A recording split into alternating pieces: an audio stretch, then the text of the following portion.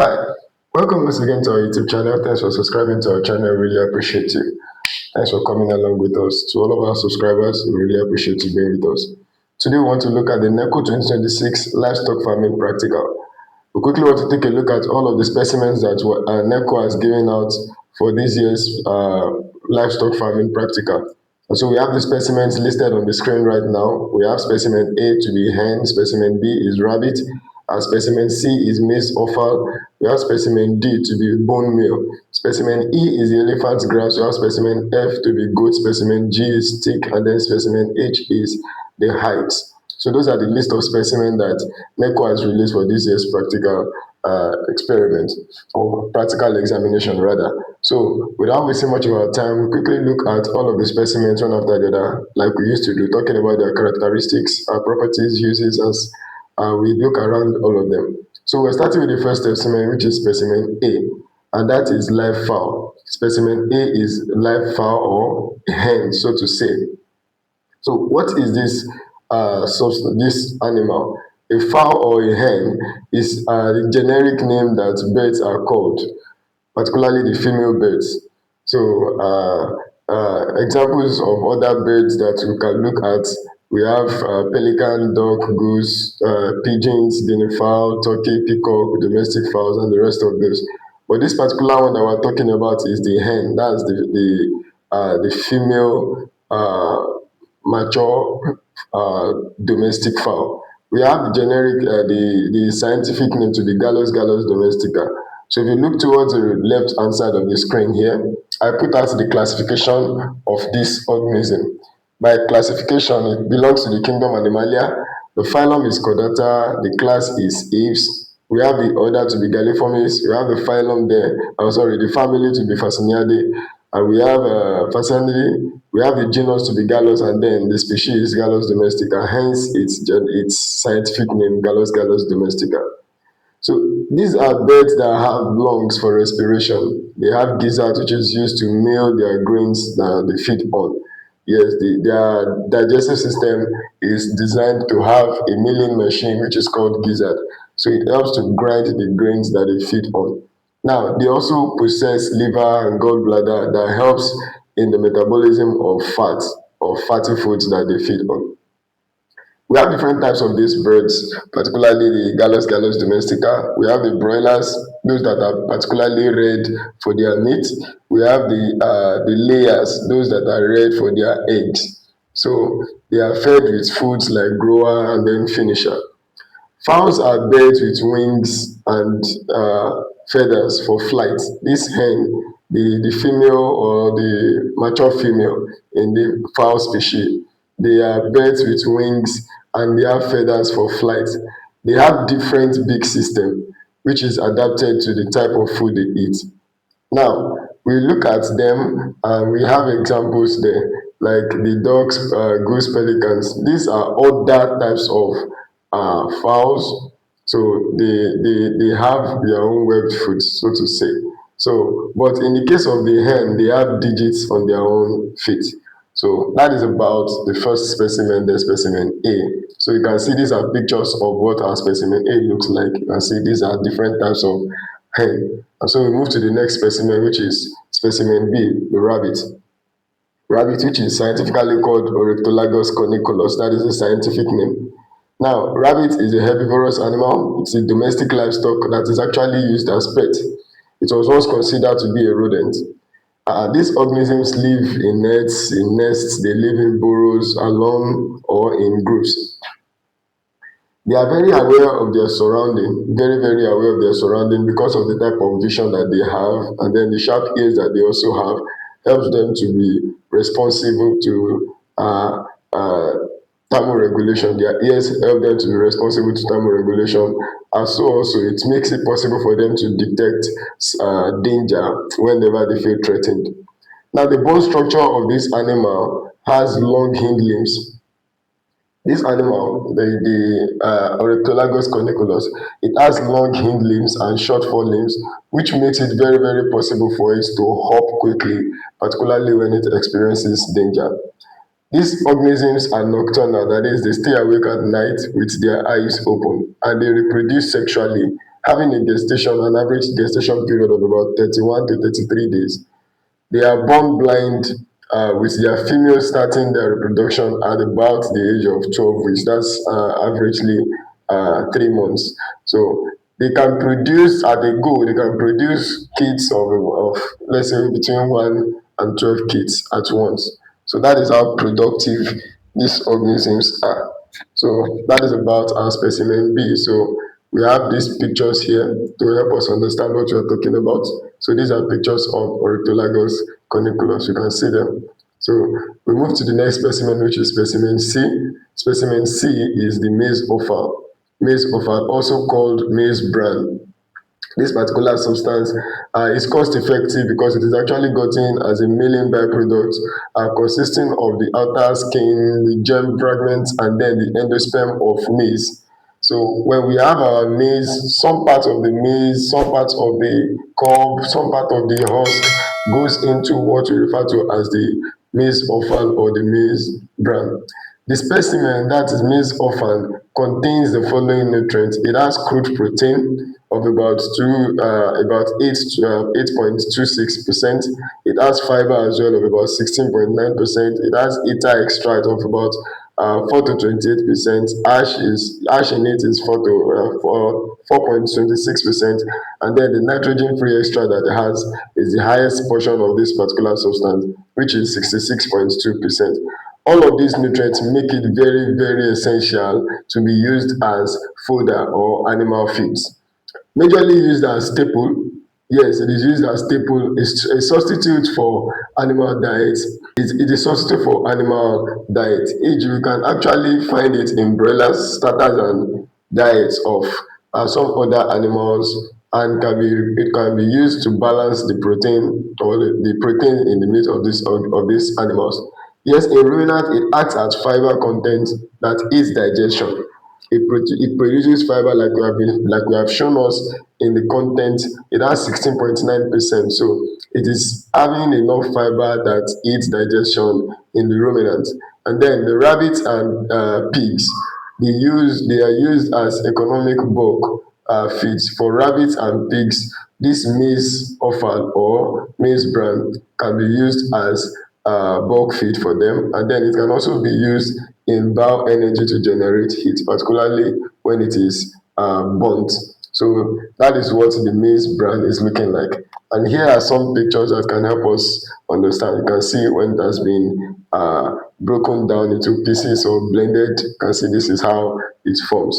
And then we move to the next specimen, which is our specimen D, the bone meal. Bone meal, actually gotten from animal bone, is an agricultural product.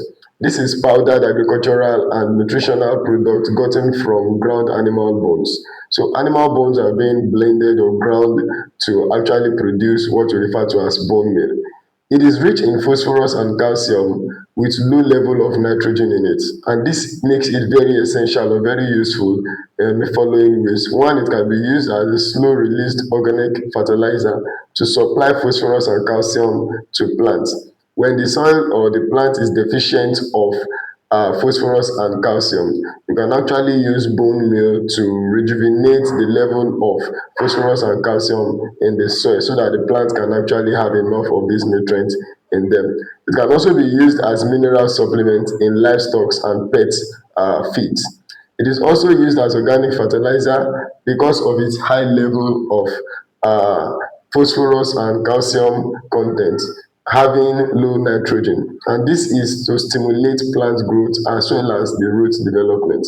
When it is applied as fertilizer, as organic fertilizer to soil, it can increase the level of phosphorus and calcium in the soil.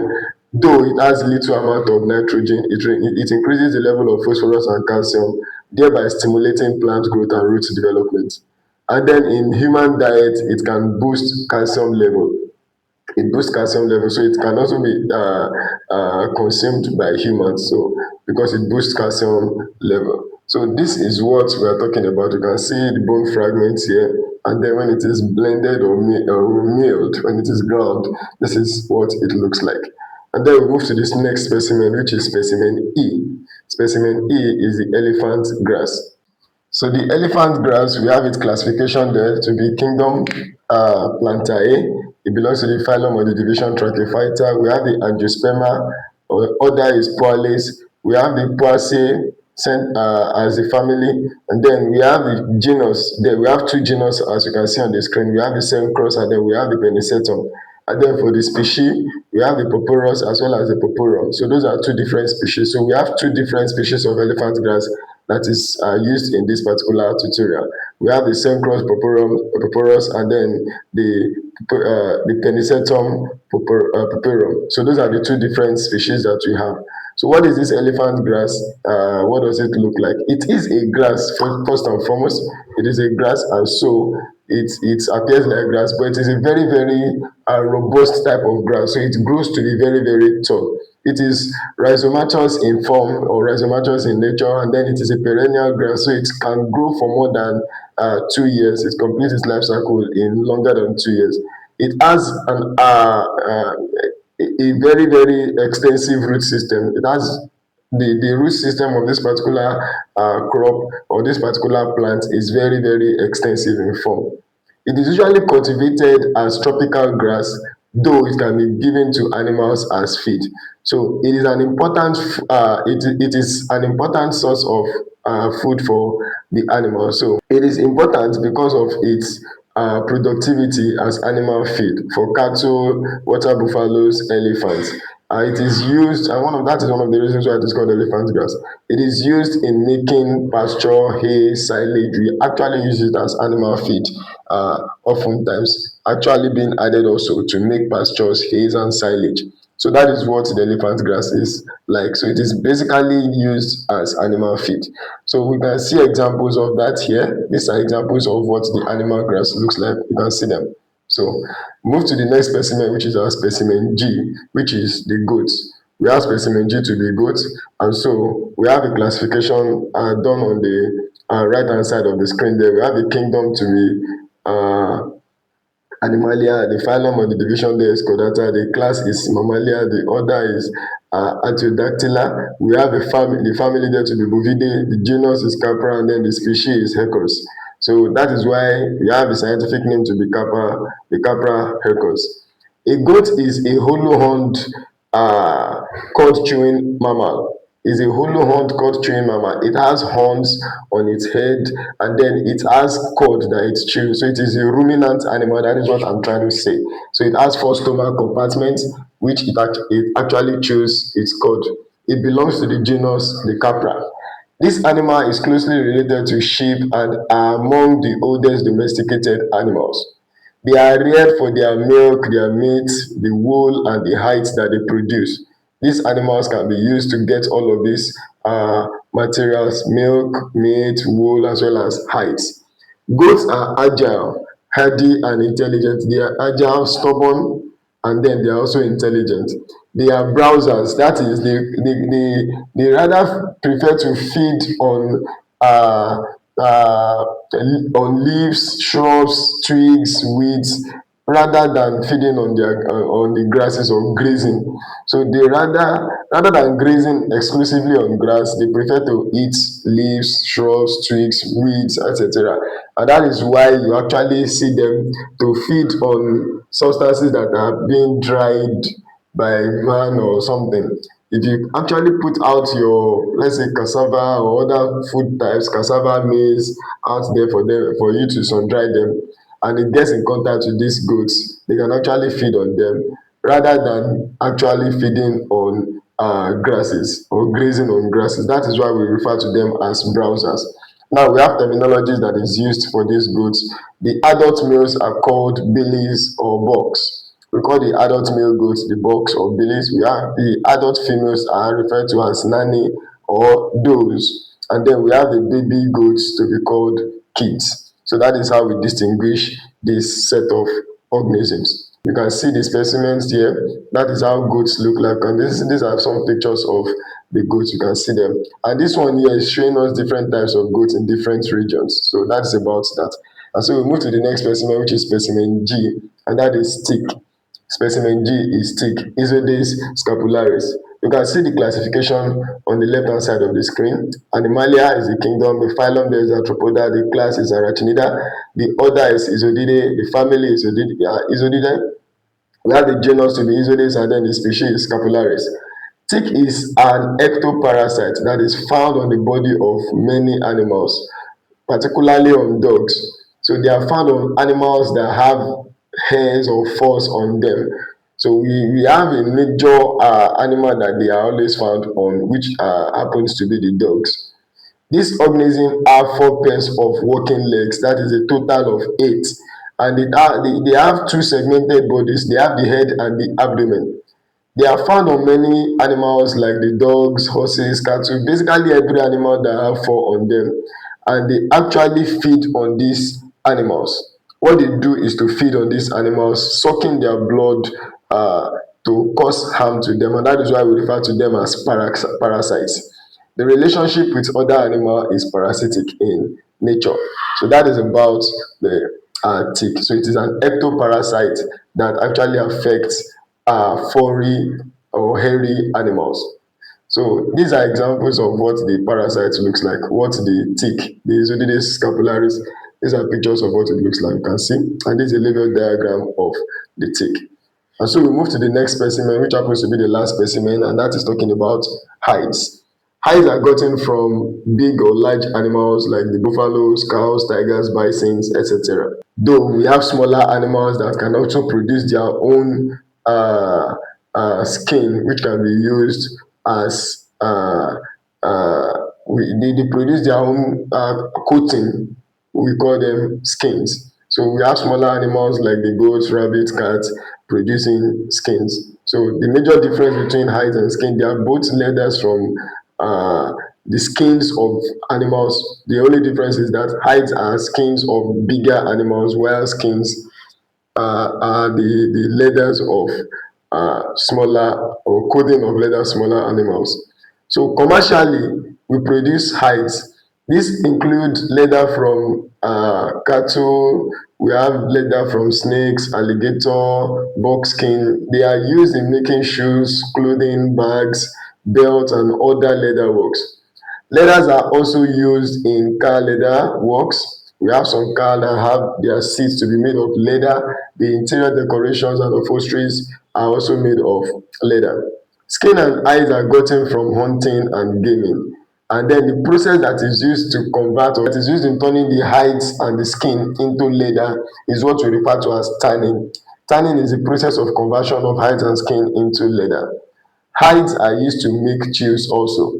We use hides to make chews for dogs. Strong chews are used for feeding dogs, and then skin is often eaten by other animals as well. So these are examples of what the skin looks like when it is freshly gotten and dried from animals. When you get them from animals and they are dried, this is what it looks like. And then when it is being processed, the process that I refer to as tanning, when it is being processed, this is what the finished good looks like. So that is about the specimen that we have for this year's livestock farming practical for Neco examination. So we really appreciate you for coming along with us. Perhaps you have any question that you need clarity on, or there's any aspect of this tutorial that you do not understand, please do not hesitate to put down the question on the comment section, and we'll try as much as possible to get back to you on them as soon as we can. Thank you very much for coming along with us. We really appreciate you. If you are first timer to our channel, please do not forget to subscribe to the channel and click on the notification button so that you get easily notified when else we put up content on the channel. Like our content, share them with your friends, let them also benefit from what you are getting. I wish you success in your exam. Bye for now.